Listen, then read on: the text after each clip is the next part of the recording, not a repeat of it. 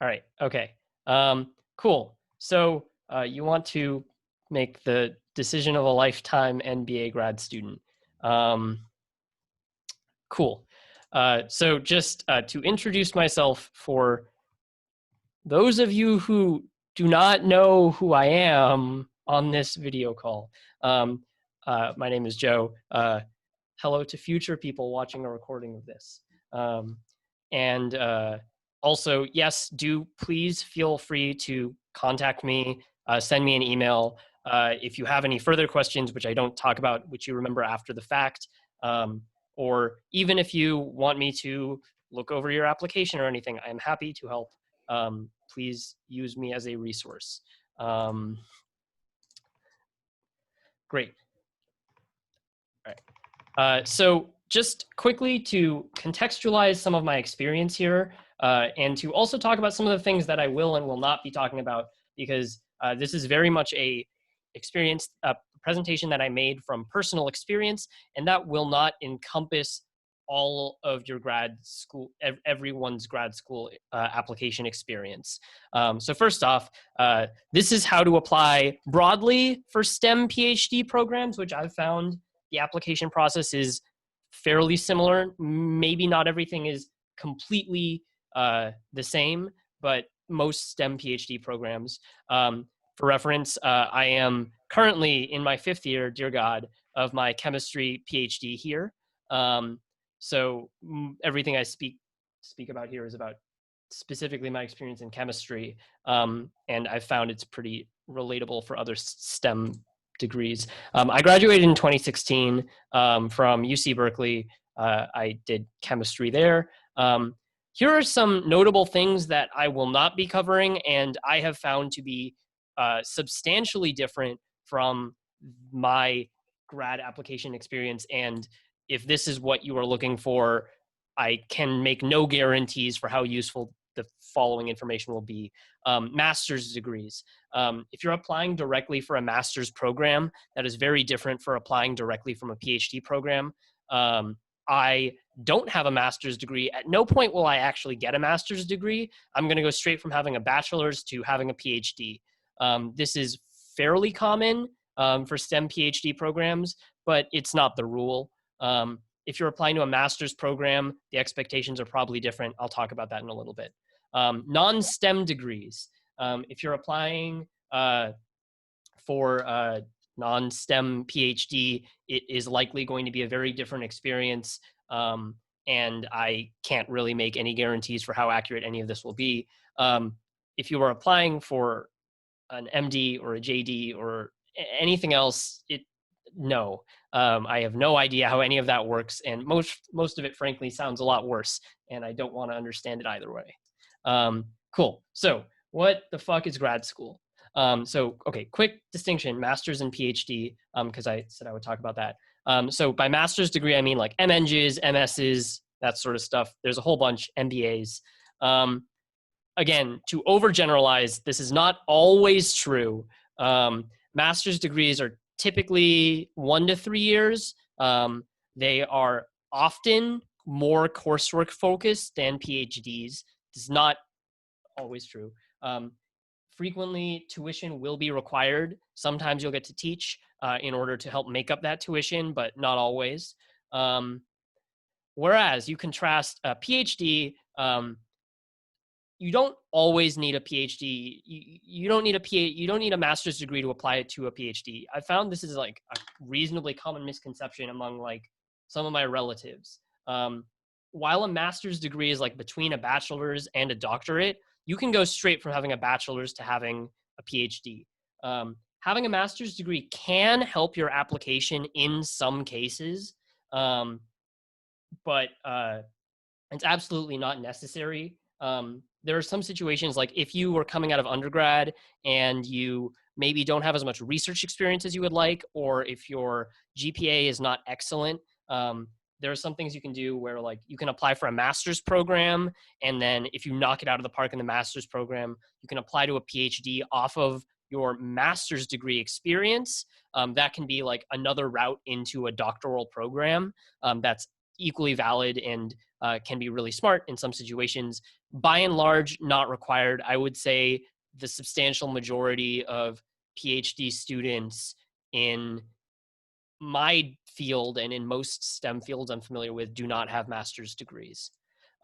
Typically, comparing to a master's degree, a PhD is 4 to 6 years. That's like pretty accurate.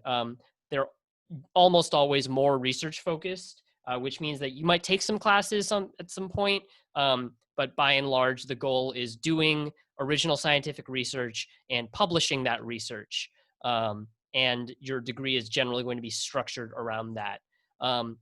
And this is another thing that is not always obvious to people who, didn't grow up around academia, maybe don't have parents that are academics. PhD programs in STEM do not charge tuition, or at least most of them don't. Most reputable, good ones that you would want to get into don't. Instead, you actually get paid, and you don't get paid a lot. And the amount that you do get paid varies wildly from school to school and program to program. But it can range anywhere from like 14K on the low end to like maybe really on the high end, like 40K for like a T1 school, T1 program, and like very high cost of living city that's probably around the upper end. And that's obviously substantially less than you would make going into industry or getting a real job with the equivalent number of qualifications. But it can be enough to live, reasonably comfortably. Like you'll survive, and perhaps more importantly, you won't have to like take on more debt. So if financials are an important consideration for you, PhD programs can be more financially viable than master's programs for that reason.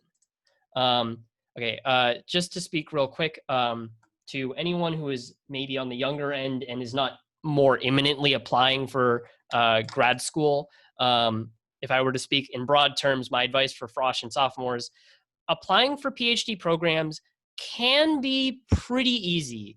Like compared to undergrad applications, it can be way easier as long as you plan ahead and you know what you're doing. Whereas if you procrastinate, it can be almost impossible. So some of the things that you can start doing as soon as possible is you can start identifying potential people who will write you letters of recommendation. I'll talk about this later. You can start to build personal connections with them.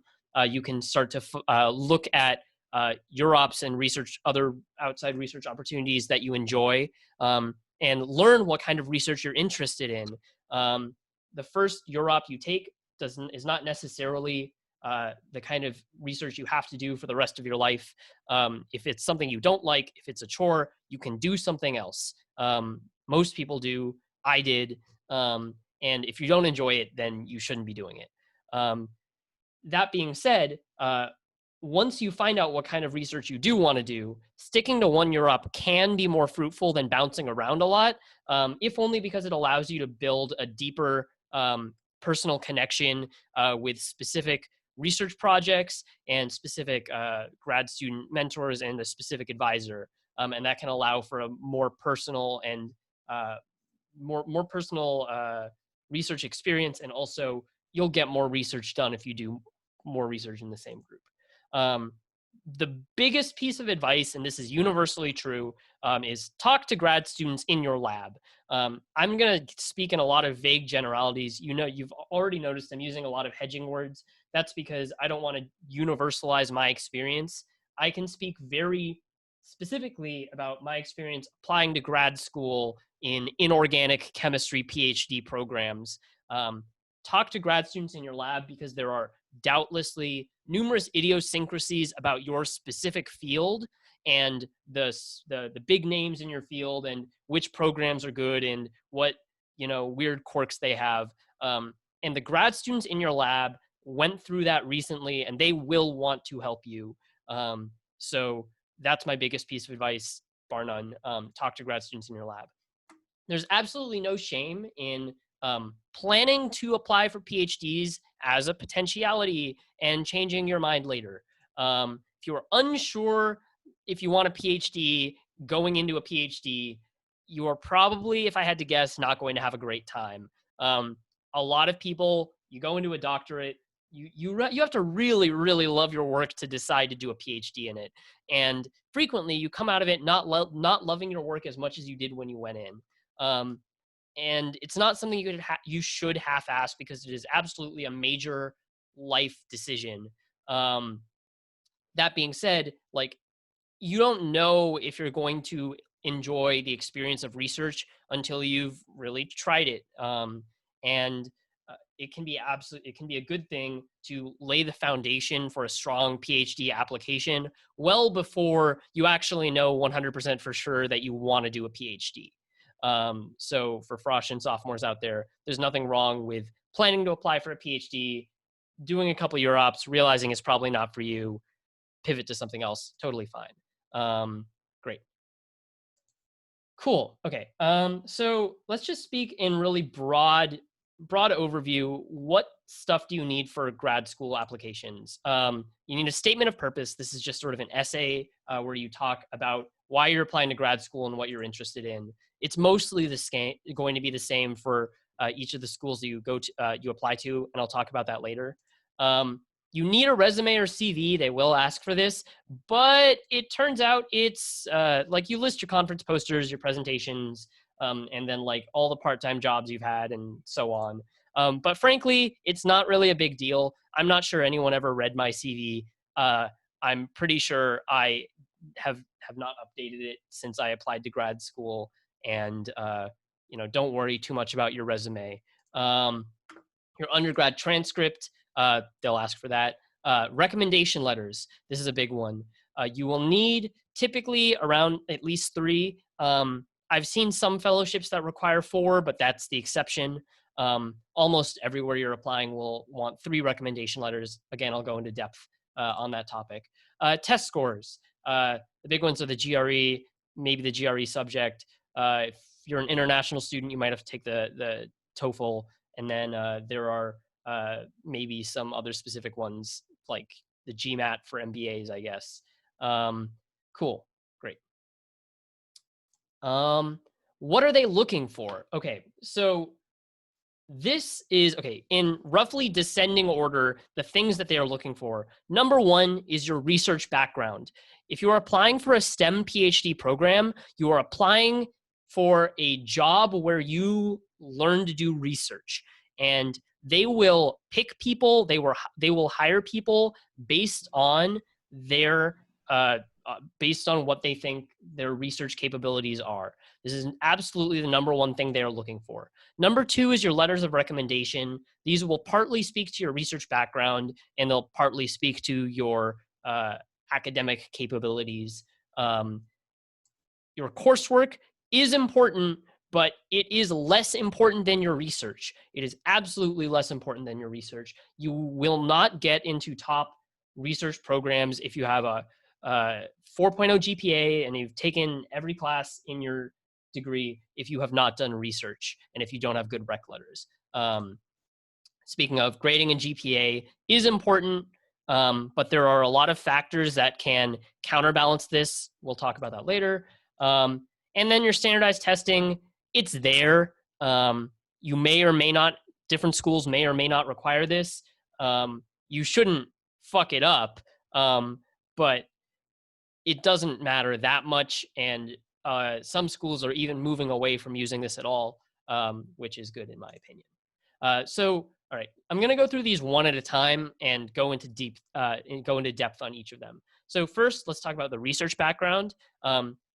Some people, when I say this, they think publications. If you have been doing research for a while, you may already know how much of research in STEM is driven by publish or perish, the need to get as many publications as possible. And you may already start feeling those twinges of academic insecurity about not having as many publications as the people around you.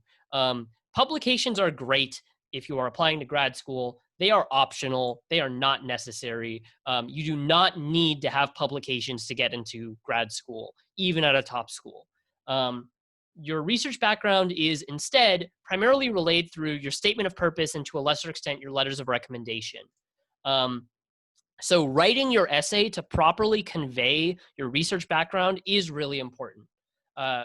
Your primary goal is you want to demonstrate your research interests, prove that you're competent, that you know what you're talking about, and that you can be onboarded into a top program in your field, and you already know the ropes. You can pick up the new skills and techniques you want to do, and you can start doing good research from day one.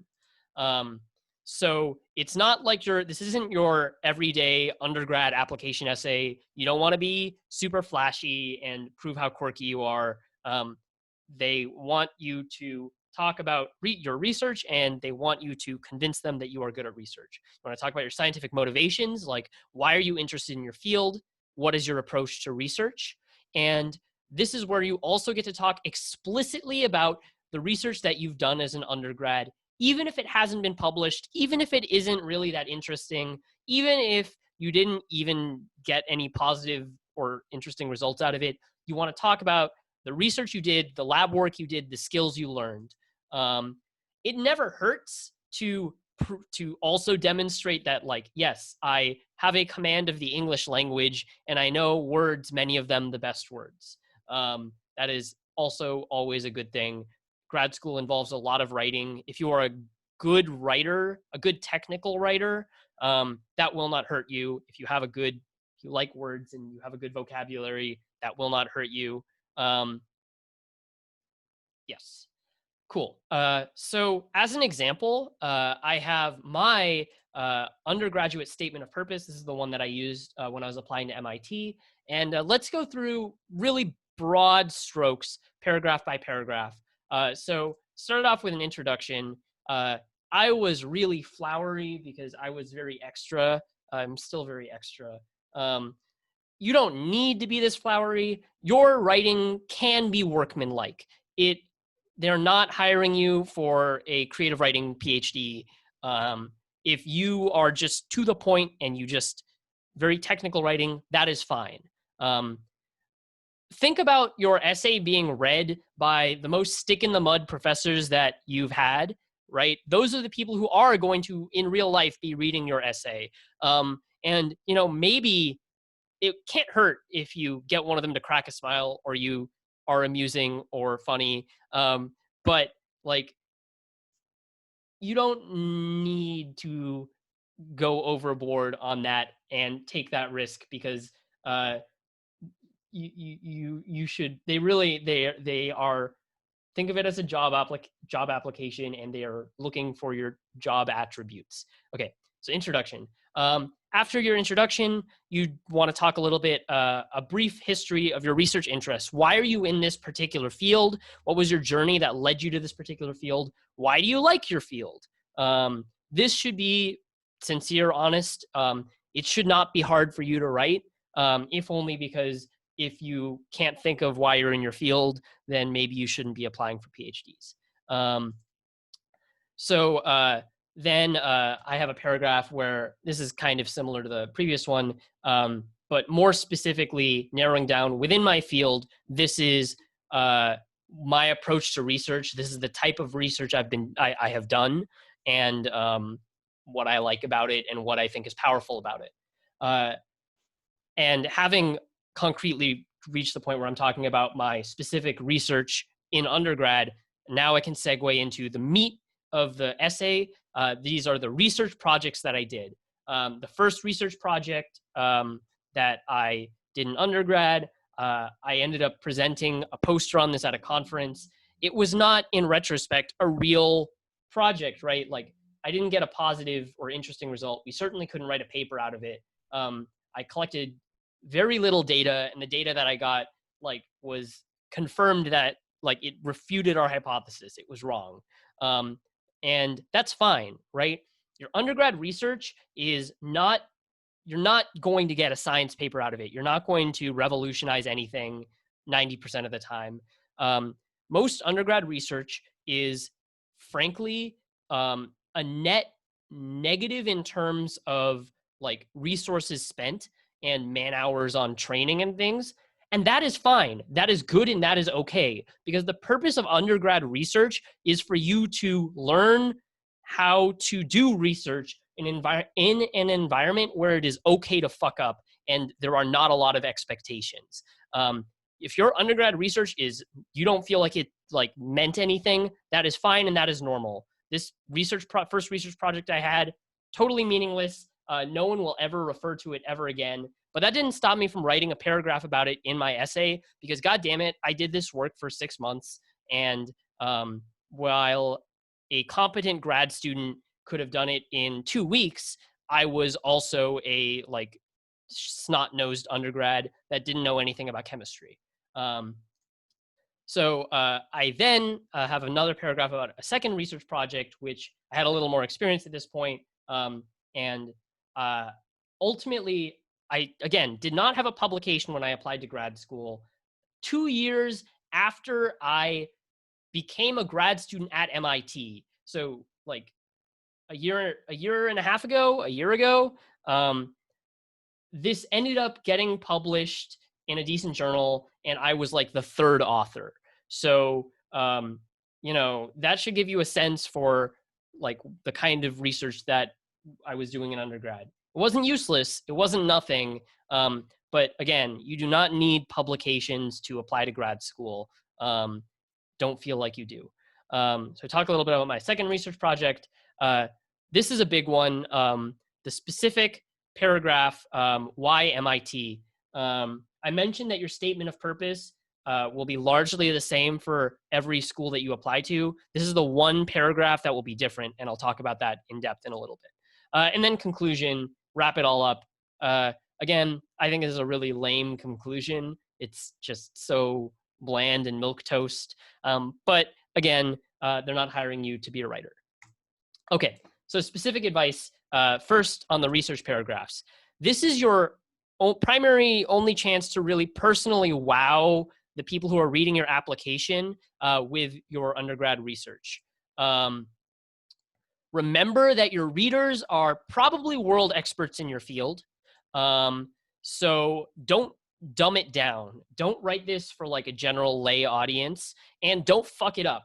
If you are talking about basic things in your field, like, proofread your thing, make sure, have grad students in your lab proofread your essay, make sure you're not making any obvious errors that a professor in your field would catch, because that will absolutely sink you.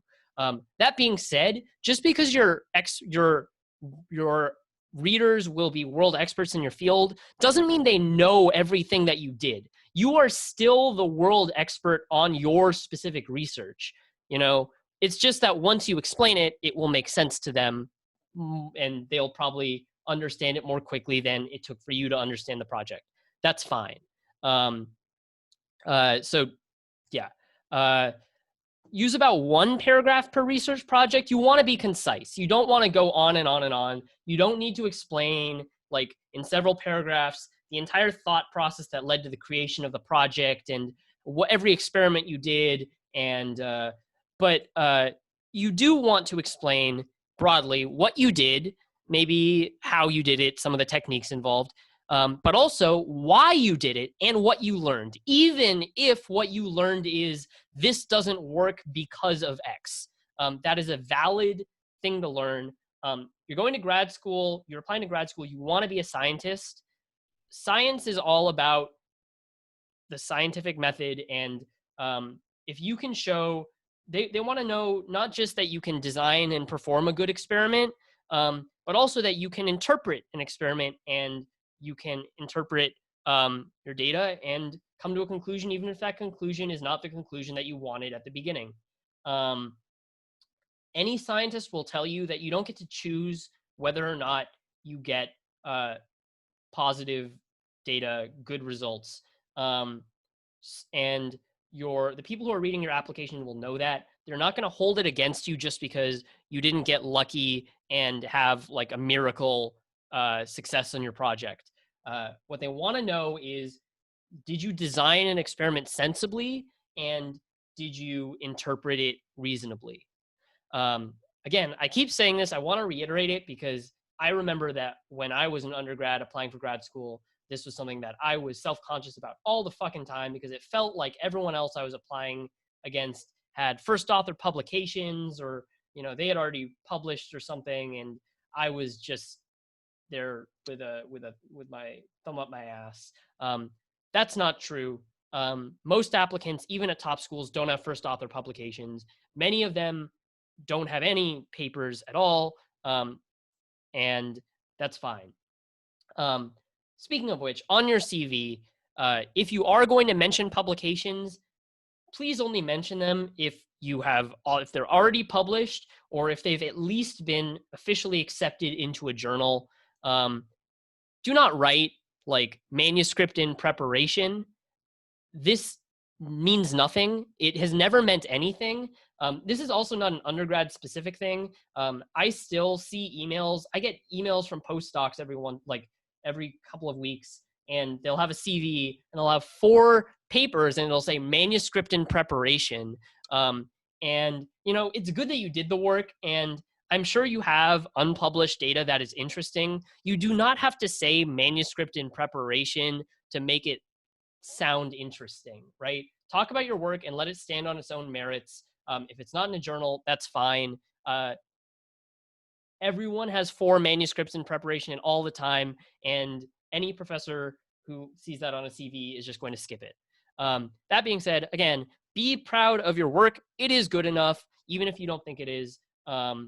Undergrad research is not about it's a training program, right? It's you're looking at it's like high schoolers playing basketball on their high school team.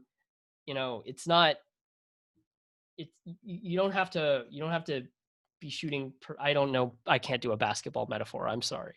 All right, okay. Specific advice for the why MIT paragraph. This is, again, the only paragraph that you absolutely need to have change between schools, and they will expect and, to a certain degree, look for this paragraph. That is not an excuse to be lazy. If anything, it is an excuse to be very diligent.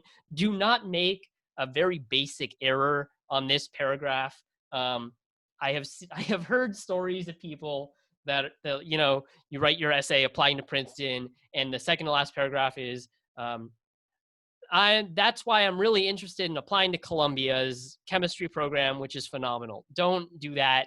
Okay, what do you want in your why MIT paragraph?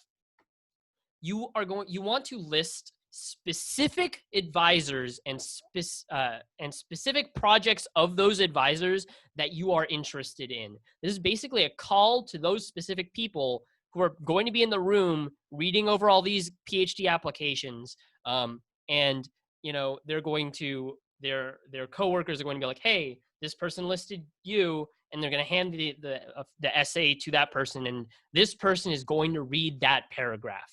This is basically your chance to call out a specific person who's reading your application and make sure, absolutely 100% sure, that they see you. Broadly speaking, if you're applying to a school, you want to be able to list at least 2 PIs per school and at least 1 project per PI. Frankly, you probably shouldn't do more than 2 and 2 PIs per school, because then it'll get too long. And you probably shouldn't do more than 1 or 2 projects per PI, because again, it'll be too much. For these professors, you want to explain like why you like this project, and maybe if you're feeling extra ambitious, propose some kind of new research direction that you might be interested in. Again, this doesn't have to be super rigorous. Your idea doesn't have to actually hold up.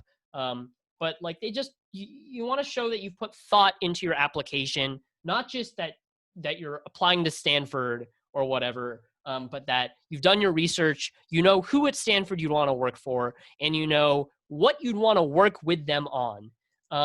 To this end, it is really beneficial if you can explicitly connect this to your research interests. Do not just quote their website. everyone does this. Everyone just goes and they're applying to grad school and they look up the department website and they go through all the professors and they pick a few and then they go to their website and they're like, at the X group, we are interested in solving problems using sustainable methods and blah, blah, blah. And they just copy paste that sentence, that mission statement into their application essay. It is bullshit. Everyone can tell it's bullshit. And it doesn't help that research website mission statements and all are frequently out of date by at least 5 to 10 years. So if you do something like that, there's a very good chance that you'll end up saying that you want to work on a project that has not been in existence in that research group for 5 to 10 years. Instead of doing that, here is like number one pro tip. Instead, go to their research website, go to the publications tab, look at all of their publications and reading the titles, maybe glance at the abstract, pick one or two that you actually think are genuinely interesting. Preferably pick recent publications because a recent publication means that that project space is currently active in the group.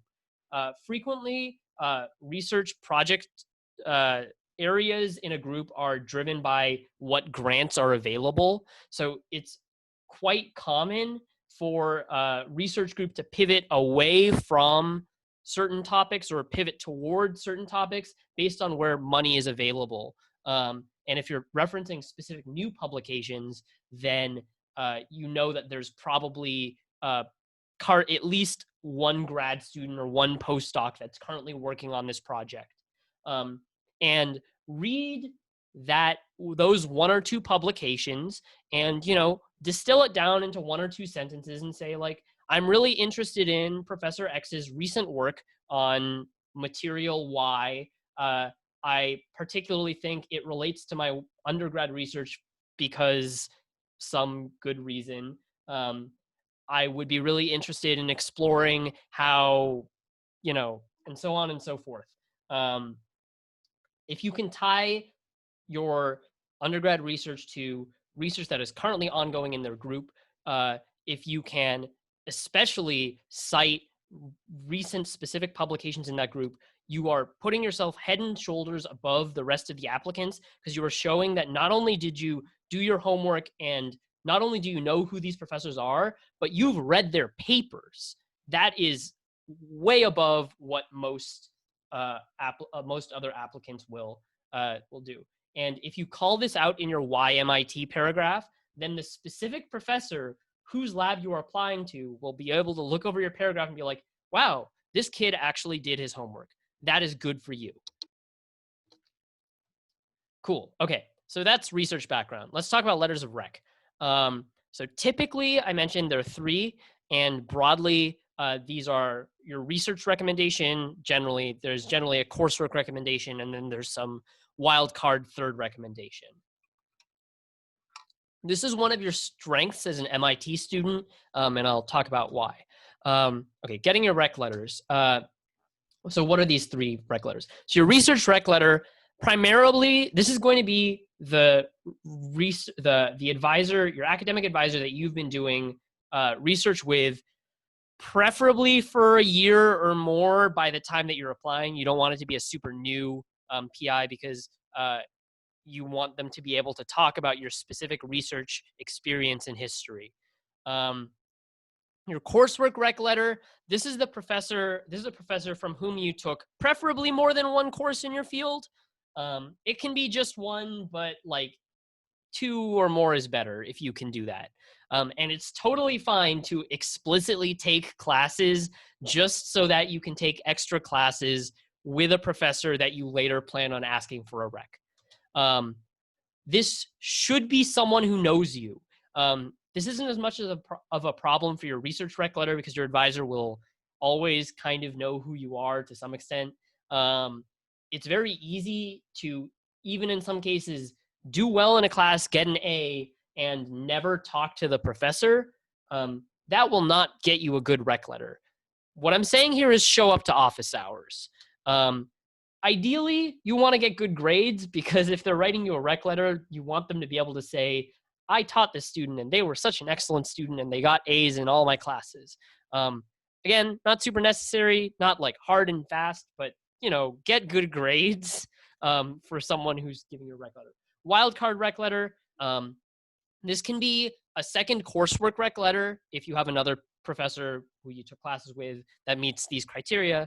It can be a second research rec letter. I think this is a little less common because you probably shouldn't be doing research with two different professors at once, if only because you won't really be able to get as much out of each of those. But maybe if you switched labs at some point, but you still have a good connection with a previous PI that you worked for, that can be good. Alternatively, you can use this for a teaching rec. If you are helped a PI teach a course, then you can get the professor that you were TAing for. They can write you a teaching rec. That's good. Grad schools will care, not a lot, but they will care if you are a good teacher, because you will have to teach, and they do ostensibly care about your ability to teach. You can do a volunteerism broader impacts rec, but I would be wary here and try and make it at least topical, relevant to your field. Like if you're volunteering, if you're applying in biomed or something, and you have if you volunteered at a clinic, that would probably be good. It's not, try not to make this a moral, this isn't like a job application rec letter. You don't want to list your youth leader, you don't want to list your GRT. It has to be someone that they will care about at least a little bit. So yeah. Cool. What makes for a strong rec letter? Number one thing is enthusiasm. If your rec letter is lukewarm or insincere, it will be obvious, and in some cases, it can be a death sentence for your application. And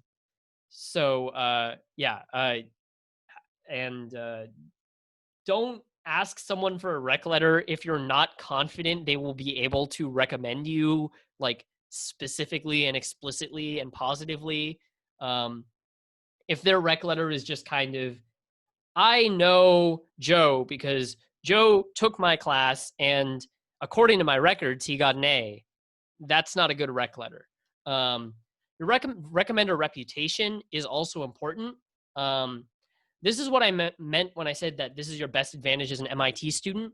Because you go to MIT, almost every professor that you take a course for, potentially do research with, will be, if not already preeminent or established in their field, probably at least, up and coming. And so there is a much higher chance that anyone that writes you a rec letter will be someone that is recognized by admissions committees. And in fact, and I'm not saying this is a good thing, for a lot of these fields, there exist strong whisper networks and old boys clubs, right? Where you're a professor, famous professor at MIT in your field, and you invented a bunch of shit. And of course, all of the other famous professors in your field at Caltech and Stanford and Princeton. And so when one of those people writes a strong recommendation letter for an undergrad and says, yo, this kid worked for me for a year, he's a good kid, you should get him. That can get you into a graduate program basically by itself.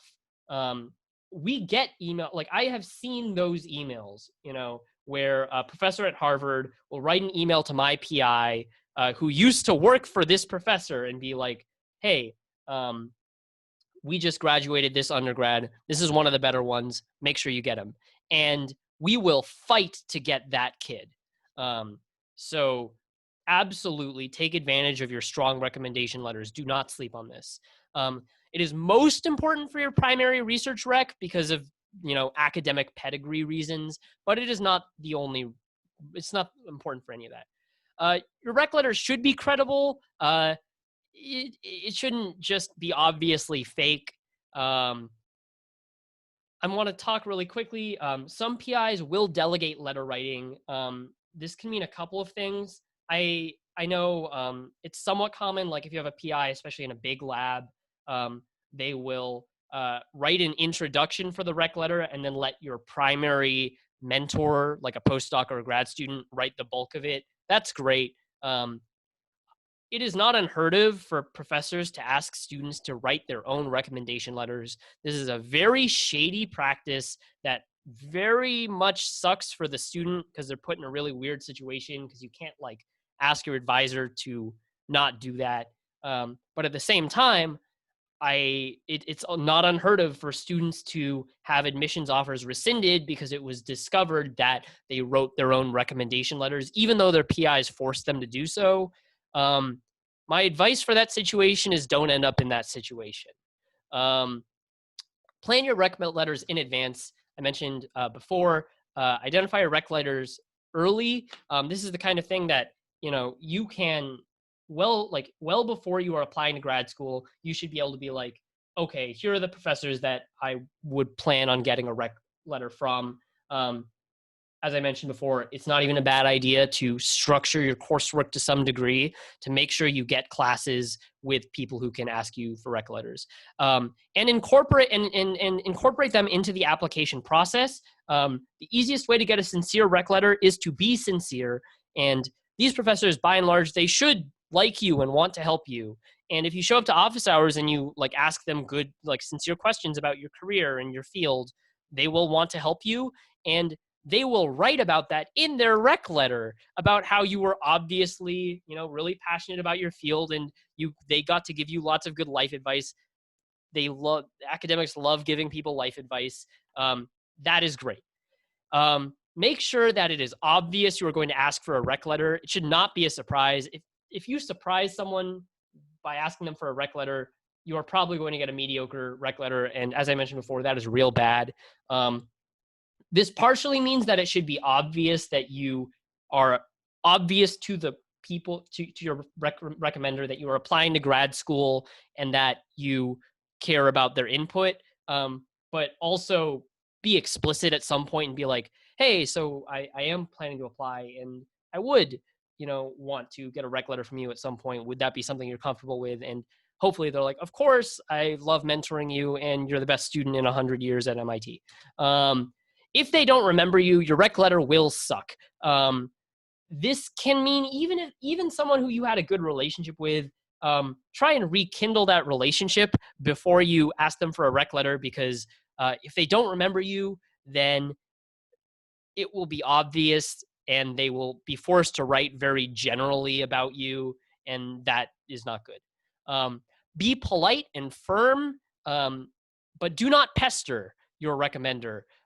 Especially your primary research PI will be guilty of this because all professors are behind on emails at all times.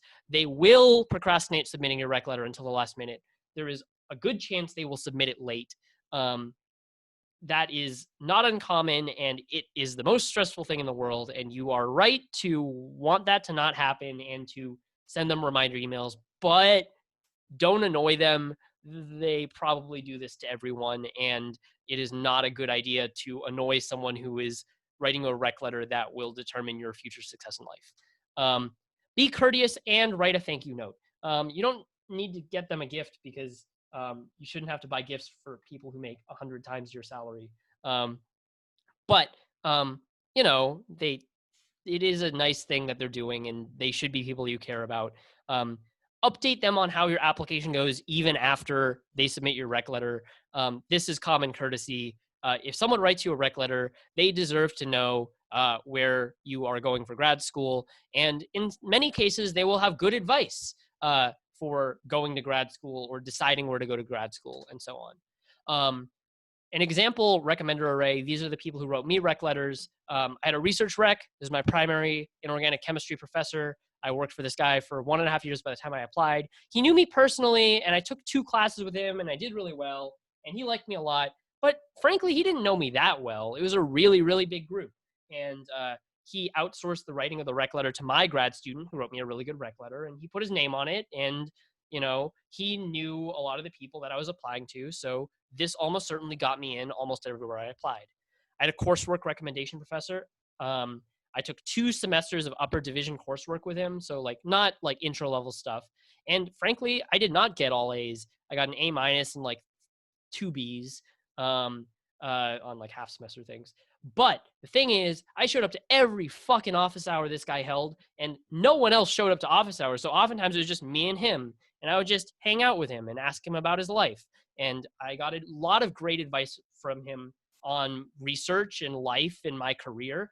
And I am 100% confident that that is what made that rec letter work, right? Is he sincerely cared about me because he could tell that I was willing to do the legwork, even if I wasn't the best at organic chemistry. Finally, I had a teaching recommendation. There was a intro Gen Chem level course that I helped teach. I took a course with the professor as well. We did well. We had a good rapport. I got a rec letter. I'm not convinced it was that big of a deal, but you need a third rec letter. What they're looking for, coursework. Sorry, I'm rushing. I realize I've been taking up a lot more time. What they're looking for is, did you challenge yourself academically, and can you coast through grad coursework? This is what makes for a strong transcript is, did you exceed the bare minimum requirements? It is not enough to have a 4.0. In fact, I have known professors that will interpret a perfect 4.0 to mean that you probably could have done more research or taken more classes and still done fine. Did you take graduate courses in your field? This is a huge plus because every graduate course you take means one more graduate course you can probably coast through in grad school, which means more time for you to do research. Did you sample a broad variety of disciplines? It's never bad to have experience outside of your field, especially some fields are really interdisciplinary. If you can like go into a neighboring field, that can be really great. But even if you have like, humanities courses and stuff, that makes your transcript stronger, if only because, being a good writer is not unimportant. It will help for grants and fellowships. Obviously, I think that diversity in disciplines is really important intellectually, but from a grad school application perspective, it's also not bad. All right, grading and GPA. Ideally, you want to have a 4.7 out of 5.0. That's like a good target.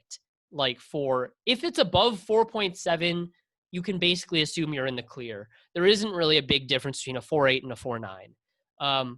However, you can compensate with this with various things. And I would say like a 4.5 out of 5.0 is probably around the lower floor of where you can still be reasonably confident for applying to top tier programs.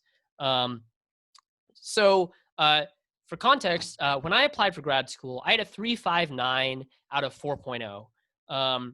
This is on the low end for top schools, but it's not like, terrible. And yes, before you ask, they do know about grade inflation, and they know as much as any other professor at a top school would know about, like, a 3.59. If I was at Harvard and I was applying to all these schools and I had a 3.59, they would have been like, you fucking moron, you absolute imbecile.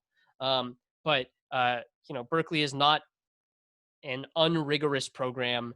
Cool. That being said, don't plan on getting in everywhere with a 3.59. Here are some things that I did that made up for the fact that my GPA wasn't perfect. My coursework was really heavy.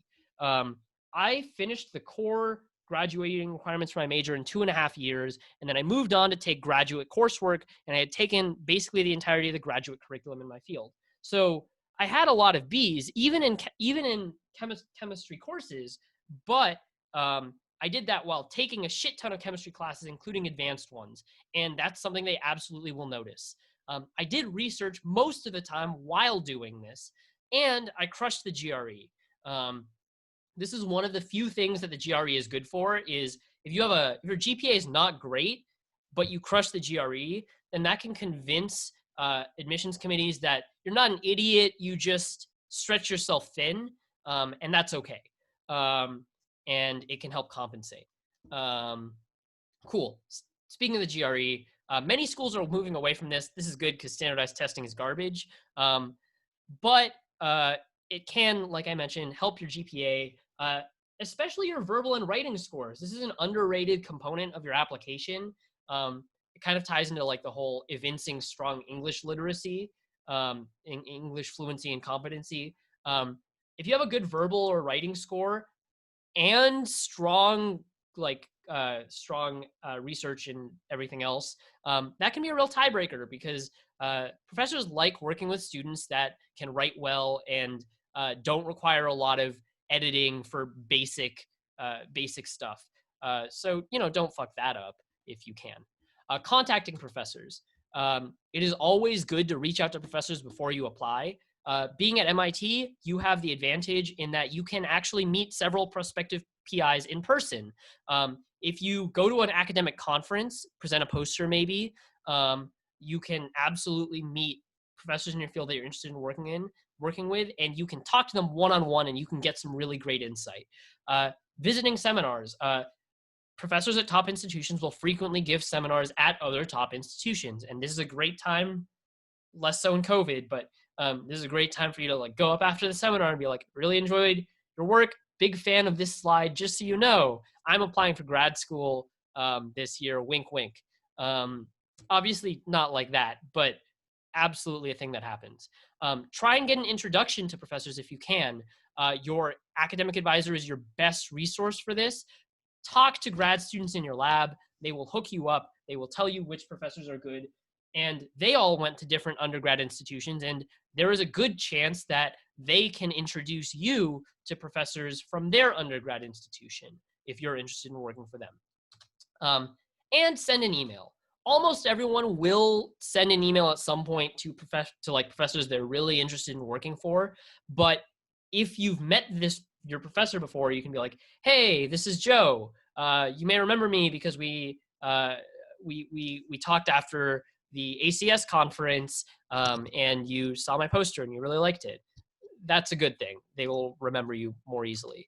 Another hot pro tip that you won't find written down many places: talk to grad students in the labs of professors you're interested in working for.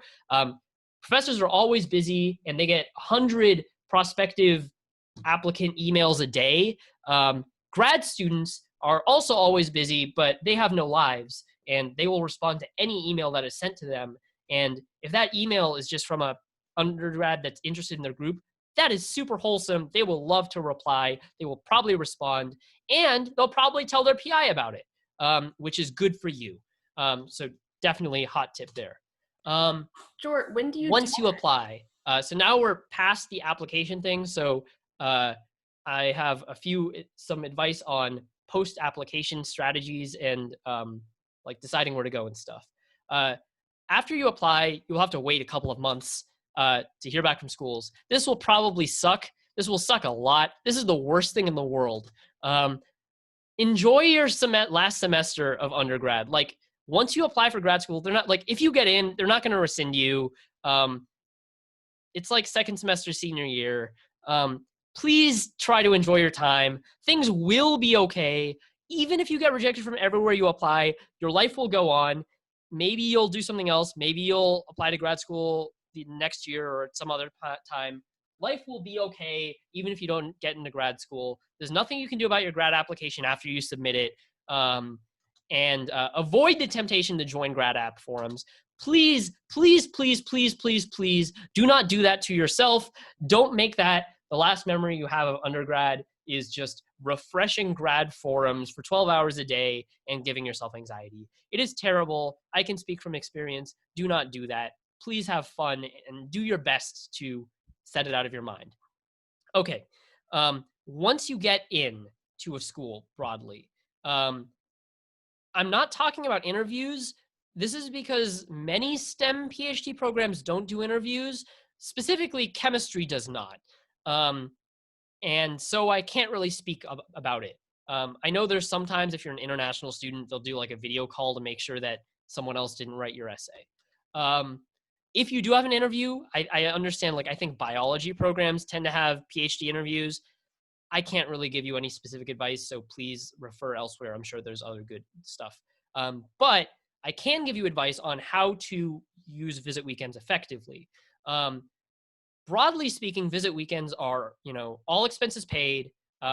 They will fly you out to their school. They will wine and dine you. They will take you to the fanciest restaurants, catered food everywhere. It is very nice.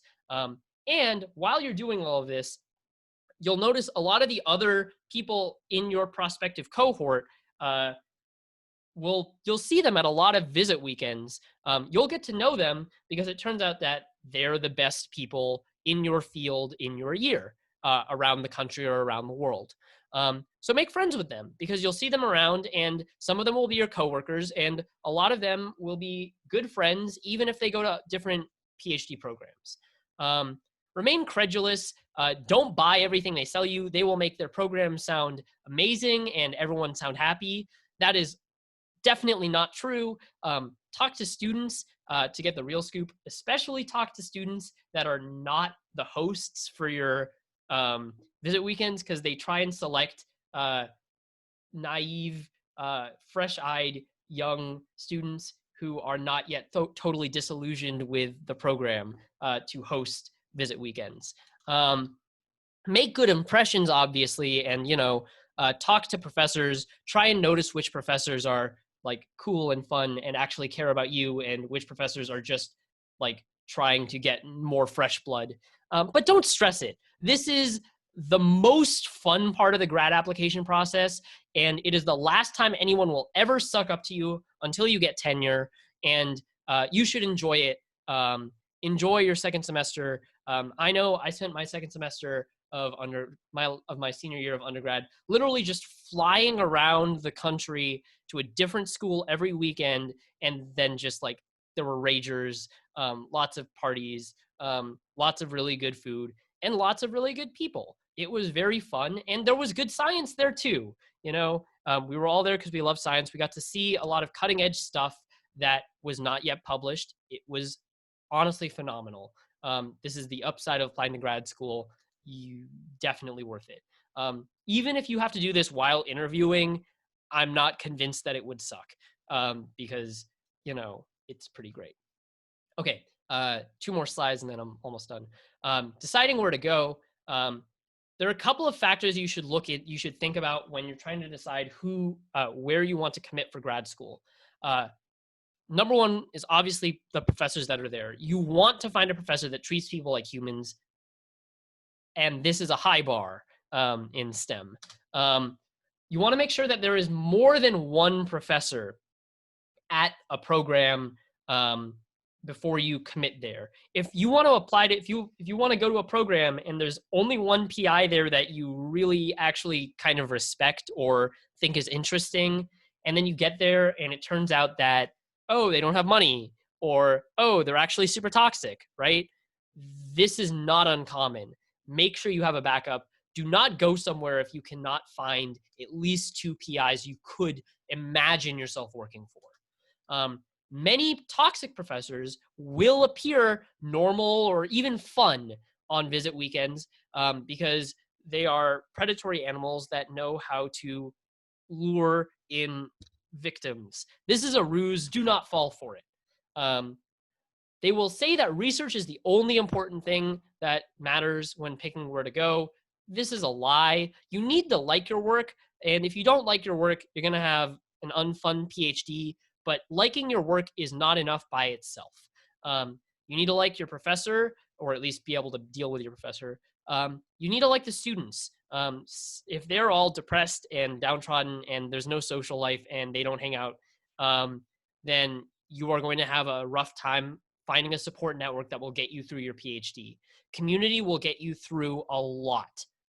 Talk to as many students as you can, especially talk to students in non-structured ways, like after hours, outside of lab, outside of structured events, because that's when students will be the most honest. I don't want to explicitly say like go out drinking with prospective students, because you don't need to like buy into the whole grad school is a constant party of alcoholism theory to be successful and happy in grad school.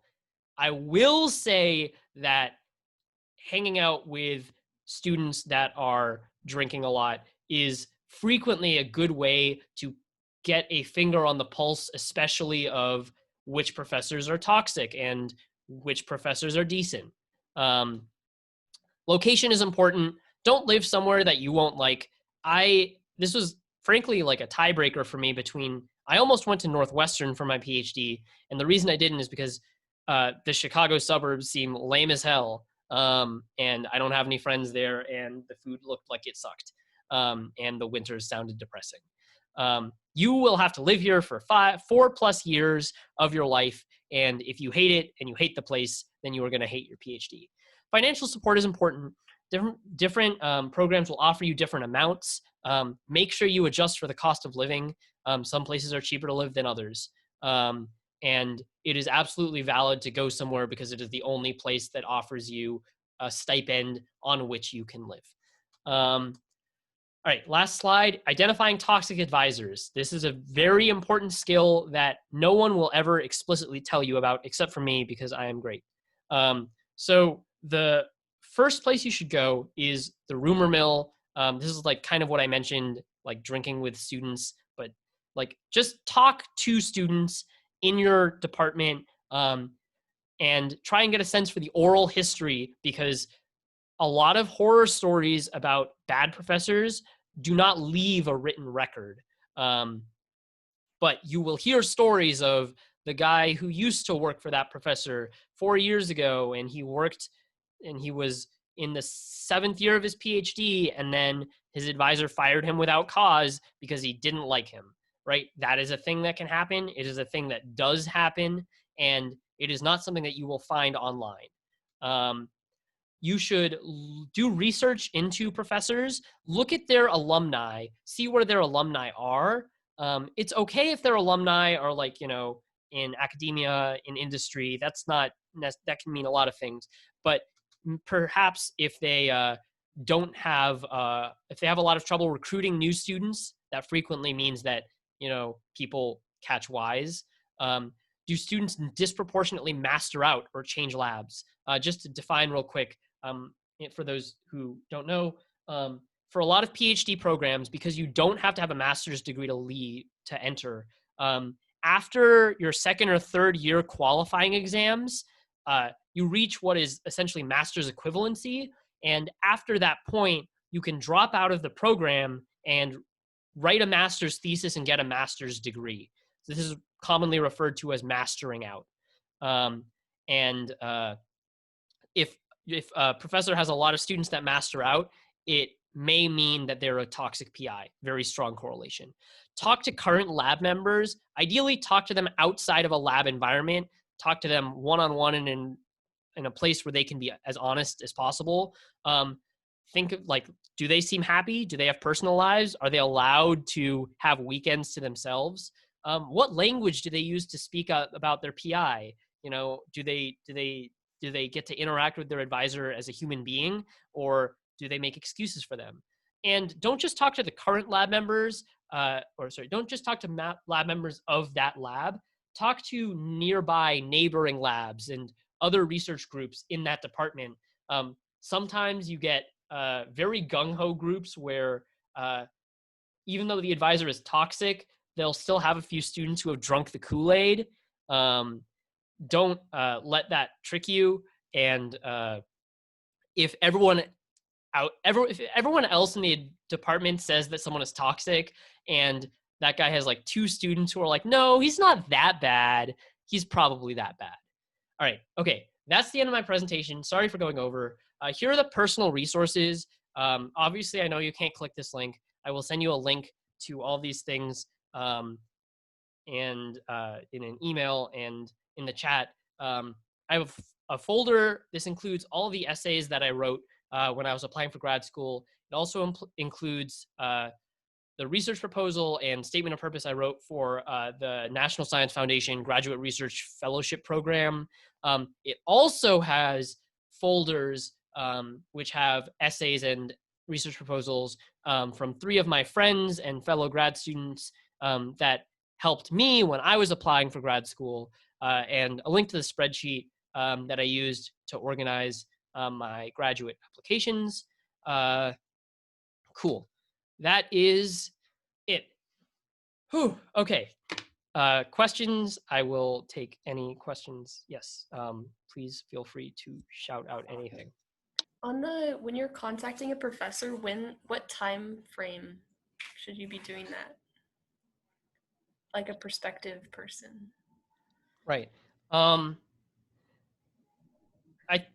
okay. So I think it depends on I think that reaching out to a professor can be most effective if you have, personally, I think it's more effective if you have a prior in person contact with someone. So, like, my ideal scenario for this would be you meet a professor at a conference, you get to talk to them about your work, and you make sure that they know that you're applying for grad school and so on. And then maybe, like, honestly, I don't want to say now, like, for this cycle, but like, somewhere between a month before you apply and a month after you submit, right? Like, you want to send the email before they start reviewing applications. And uh, yeah, so around September or October of the year that you're applying would probably be good. Yeah.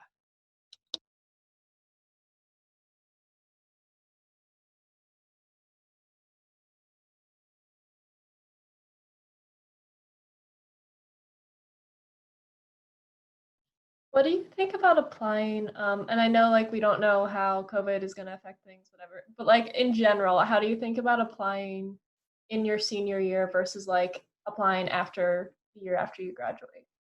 Yeah. So there's no functional difference. Taking a gap year is not a bad thing, and no one should ever feel bad about it. Um, Especially right now, if you take a gap year, no one will care or feel you should not feel bad about that. Um, Personally, I think that applying this is a terrible fucking year to apply to grad school, to be honest, right? Like, you're not just because it's not just because everything is terrible and applying is difficult and all, but because a lot of the very core aspects of the grad school application experience are very they require a lot of like flying around and human contact and stuff. And you can absolutely, apply to grad school, and they're going to have virtual visit events and all that shit, right? Um, the experience is not the same. And I don't just mean that because it's not fun in the way that grad school applications really can be fun. Um, but also because without like the opportunity to meet people in person, without the opportunity to see labs and meet professors in person, it genuinely will be much harder to get a read on different programs and different advisors and figure out which places are cool and where you actually would want to live. And the decision that you're making is a really, really, really big fucking decision. And um, where you choose to go is going to define a lot of your life for the next 4 to 6 years, and it's a decision that you should take really seriously. And I don't want to say that like there's no way to get it right, like, because obviously you can do it and it will probably work out. um, but you know it it is a big decision, and like, if you have the opportunity to meet professors in person, see the department and the facilities in person, talk to the students in person, see how they like actually feel and look like in real life, and how they act and what their lives are like, that can be really important information. And if all it takes is taking a gap year for uh for you to have a grad school application experience that is somewhat more normal, I don't think that would be necessarily the worst thing in the world. And I certainly can't imagine that anyone would hold it against you. Like, literally, like, it, yeah, like, I don't even know if you would have to say it in your application essay, right? There, it's going to be pretty obvious that COVID sucked for everyone, right?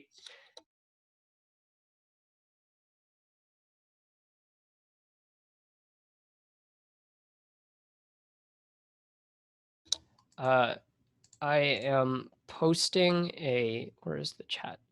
Help. Okay. Here is a link to the Google Drive folder with all that stuff.